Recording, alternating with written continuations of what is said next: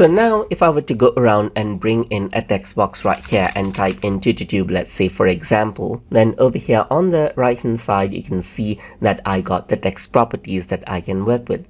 Like for example, you can work around with the size of the text right here, just like this. So you can go around over here and then let's say for example, click outside. This is the text box. I can go around and rearrange this out right here, work around with the size, and you can see that the text box stays as it is.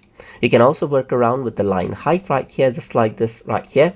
So that is like if you have multiple lines of text. Let's say for example, if I were to go around and do that, then the line height is the space between those particular lines right here. Then you can work around with letter spacing as well. So you can go around and select this out right here. And now if I were to select this and change the size, you can see that still everything in the text box actually changes size right here. And you can go around and work around with the alignment as well. So you can left align the text, you can center align the text within the box right here, and you can right align the text as well. If I were to go to center, then you can work around with fills right here and change around the color as well.